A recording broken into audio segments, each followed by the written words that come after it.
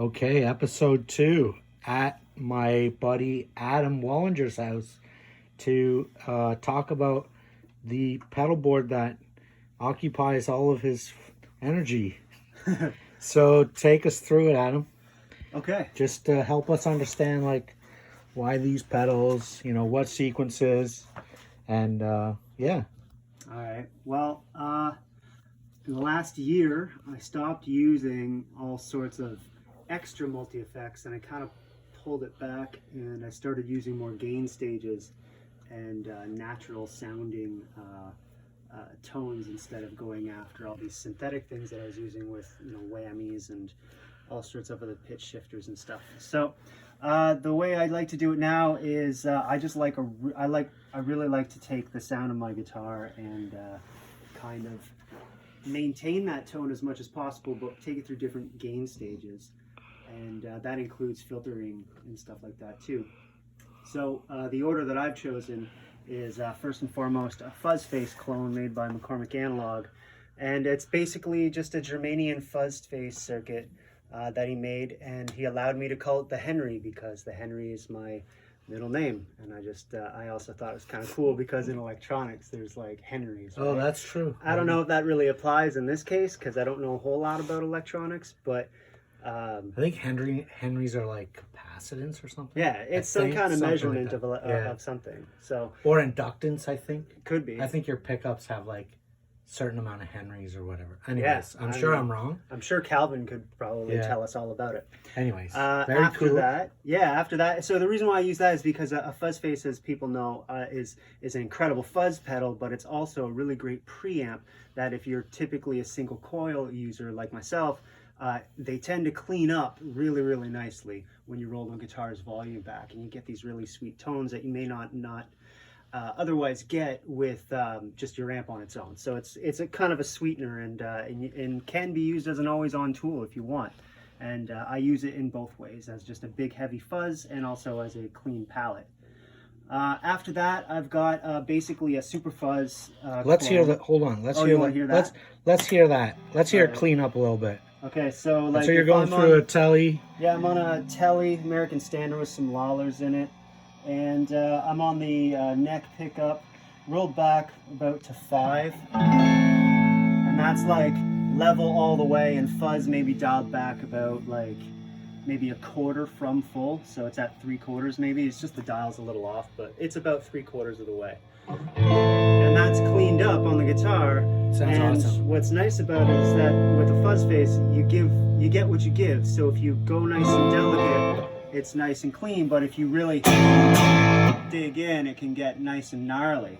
And as you roll your guitar up a little bit, so I just went from 5 to 7, you can hear it's starting to get a little hotter. And then if I bring it to like 8, it's really big.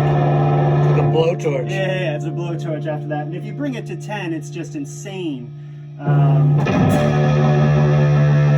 And then if you do it on the neck on a telly, it's fantastic.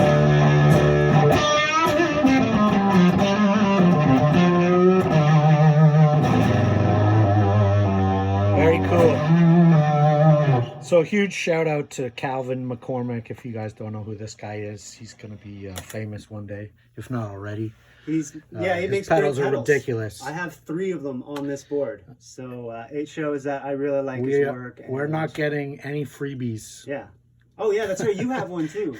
Yeah, you got you got a Mark II, right? I got a Mark II, and I Yeah. love it. Yeah, that thing's awesome. Okay, you're at 4 minutes. Okay, so Give me next give pedal me is some more. Give me some more logic and rationale here. Okay, so the reason why I did that is because it's reactive to your pickups, and really good fuzz pedals will be. So the next in line is a super fuzz, and I chose to put it here because it just works well going into other pedals, better than other pedals going into it. Right. So, So it likes being kind of close up front. So this pedal is actually a BYOC pedal, a build your own clone by Mad Bean, I think it is. I could be wrong. I don't really know too much about them. But my friend Mark Muir out in Cornwall built this pedal for himself years ago, and for my 40th birthday decided to give me a gift, and I thought it was really sweet. And it turns out I really, really like this pedal. It's got this cool thing where you can get this really scooped kind of sound, which I really don't like. But over here, you get the classic octave type thing, and it's really, really cool. It's a gnarly pedal. Who's your friend? My buddy Mark. Mark Muir. Mark, he hates that position. Yeah, he knows that. He says the exact So same thing. I'm gonna take the pedal. He told me because he doesn't like that. So he told me he hated that position before I even got it in the mail. So this thing is loud and it's greasy and it sounds really good if you roll back your guitar volume a little bit in the neck position and you play around the 12th fret, you start getting these really cool washy octave sounds.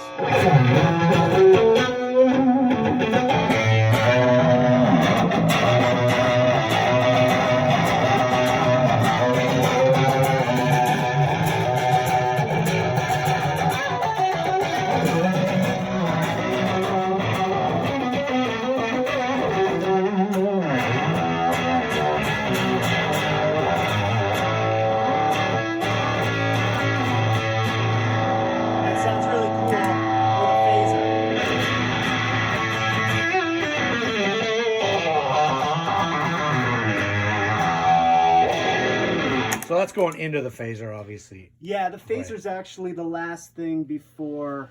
I think the phaser's the last thing. No, the SL's the last thing before the amp, and I'll get to that too. So anyway, that's the Super Fuzz. After that, we got a Tone Bender Mark 1. It's just the nastiest of all the tone benders, I think. Again, shout out to Calvin. It's really, really awesome.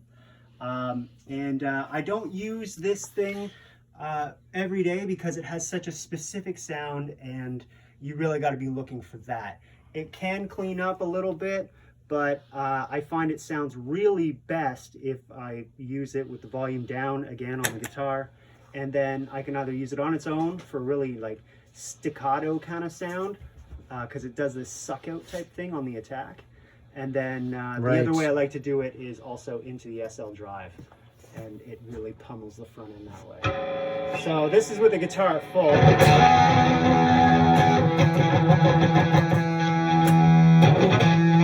That's on the bridge. And if I roll the guitar down, you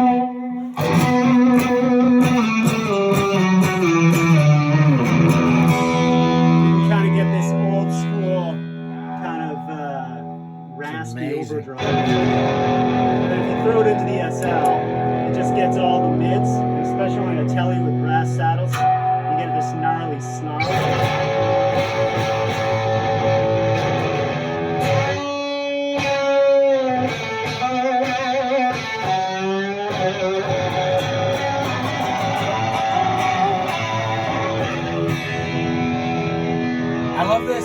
I love these LEDs that Calvin puts under his foot switches. They're just so awesome.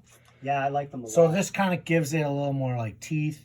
Yeah. A little bit more bite. Yeah. Well, the SL drive is basically, it's a super lead, right? And you can see I've got it set at like nothing, basically. The tone's almost at like 11, and the drive's almost at nothing, and the volume's all the way out. Again, I just like to push my amp. So I can make this do like heavier gain if I want to use it as that type of pedal, but typically I can put my Henry right into that and draw my volume back, and I can get those high gain tones. And I can also get it out of my compressor going into the SL drive as well. It kind of levels everything out. Right. So it technically gives it more signal at all times. Okay. And that being said, yeah, after the bone tender, it goes into the compressor, which just basically I set at like uniform volume from my guitar. It just basically flattens it out. It takes some of the bass out and tightens things up, so you can get that that thwacky thing if that's what you're looking for. See what I mean?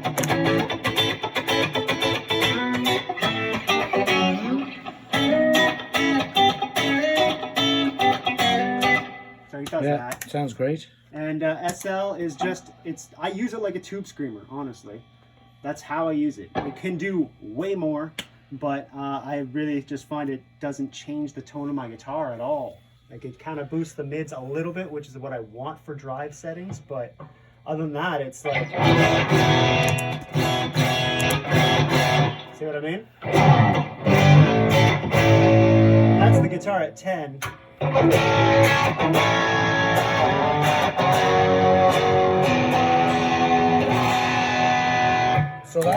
like, so this is just like, you're using this basically just to like push your tubes really hard. Yeah, pretty much. And that's where again in this chain? That's last in the chain. So sorry, in between the compressor and the SL is the POG, and that just basically allows me to do octaves. Everybody knows what a POG does. So I just put it there because I found that I obviously wanted my fuzzes as close to the guitar as possible, compressor as close to the guitar as possible, and then, you know, least in my necessities is the octave thing. So I kind of put it in a spot where it's still usable and forgivable in certain applications. Okay. I find, and plus I always find that this sounds better before this, and this sounds better before that. So I find it best to just kind of put it in between. Okay. Last thing that goes in before the SL drive is the Phase 90, which, shout out to Calvin again, he helped me mod this. Just what did you do to this? well, we did the script mod, and we also put a trim pot on the output stage that allows us to, because I found that every time I'd engage this pedal, there was a significant volume boost, and I didn't necessarily like that. Yeah. And the reason why I went for this trim pedal was because I played your script, and I was like, "Fuck, I want that." Is one. mine a script? I don't think mine's a script. I think it's an just original though. It's like an old school one. It's like, pretty nice sounding. Yeah, like it's very like. It's pretty warm. If there's a pedal I want to buy off you, it'd probably be that one. But anyway, I'm still happy with this thing for what I use it for.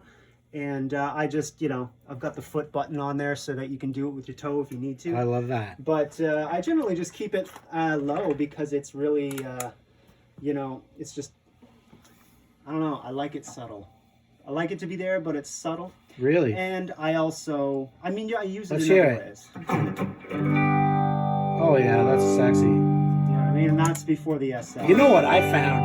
Actually, I found that the Phase 90 is a monster on bass. Oh yeah. 100%. Like on bass, it's a monstrous 100%, sound. for sure. And so I've also just, you know, I've experimented with phase before and after my my main overdrive sound. You like it after? And I like it before. I like my phaser going into my main overdrive, because this, I would consider this to be my main overdrive, right? But when you're hammering the fuzz, you like it after the fuzz. Yeah, because it does that. It rips through. Exactly. Yeah. It really attacks the mids in that way. So it's even I hear better. what you're saying. Yeah. Yeah, I know what you mean, though. I know what you mean. Yeah. Yeah, it's nice because this carves through all the thickness of that stuff. Yeah, exactly. Love that. It brings all that. It's pretty synthy kind of. So after that, it goes to the amp. So after the SL, that's the chain. It goes to the SL. SL goes out to the amp, and then I use my effects loop on my Classic 50. So the send comes. We're gonna see what kind of settings you run here. Oh yeah, you'll see the mids are pretty juked. Bass is rolled back. None of this makes any sense to me. There's too many knobs on here. I know. Anyways, okay, I trust you. I know that you got it set up to sound good. We can talk about good. the amp later if you want. But the pedal board, what I do from the amp is I do the send and return. I use That's what this weird box is at the top here. Yeah, so I built this interface that allows me to go back and forth from the lead channel and turn on and off. Is that fire safe? No. Luckily, it's all passive, so we're good. You know what I mean? People always, people online are weird. Yeah. Anyways, so the send from you're the gonna amp, kill yourself with that. The send goes into my volume pedal, which has a dedicated out to the tuner, and so from the Hold on a second. I was blabbering. So you go out from. So sorry. The send from the amp in the effects chain. The send back. Sorry, I always get confused with send and return on the amps. Okay, so are you sending it to the amp right now through the volume, or it's coming back? No, what's happening? So the guitar goes into the front, it goes through a bunch of pedals, hits the SL, goes to the front of the amp. So you got and the effects right? Yeah, and then that hits the preamp, and in between the preamp and the power section, you have an effects loop. Right. So you can send out and process whatever, right? So you use the send to come over to my pedal board. Okay. Because I want my reverb and delay and All your call this a time-based reverb as stuff. well. Yeah, time-based stuff I want in the effects loop. Okay. So what I do is I like to be able to swell my entire signal into a delay, hence the volume pedal. Plus, my tuner doesn't have an on-off button, so it's just an always-on tuner. Awesome. So It what I looks do cool. is I send the whole signal before the power amp. I do a send to the volume pedal. The volume pedal has a specific dedicated out just for tuner use, Okay. but another actual controllable output, you know, with the suite, Yeah. that goes into my Boss and then into the McCormick and then goes back into the amp. Okay. And so with this, you know, basically send, return, this is the foot switch for the 2 buttons that I wired up, and then this is the out to the power side or to the preamp. Okay. So basically I'm able to just like unplug all this, wrap up my snake, and just coil it up, throw it all in a bag, and I can just go. Right. And if I do end up going somewhere where I don't have use of a, like if I'm not going to have an effects loop on an amp, I'm using some other amp or whatever. Yeah. All I have to do is jump this. So I take a jumper, I carry an okay. extra jumper, and I just go out here into the volume pedal, and then this becomes the out to the Right. amp. Right. Right? You just create your own little loop. Yeah, I basically create my own little loop. Exactly. Okay. So anyway, I use a volume pedal that I like to swell into delays. So like if I'm writing something kind of interesting, like, you know, I got this cool little octave thing going on maybe. I can swell into, you know, a delay pedal.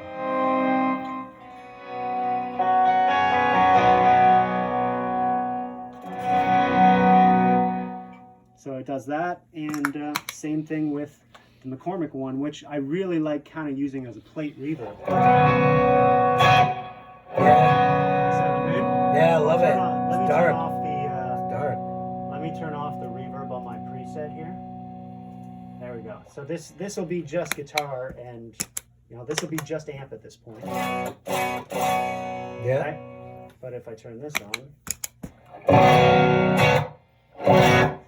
so you got a Very mix cool. knob, and you've got a overall volume output of this thing, so you can almost kind of use it as a preamp to a degree as well.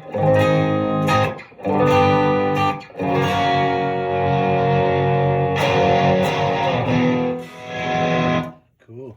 Yeah. Cool. So how long have you been working on this pedal board?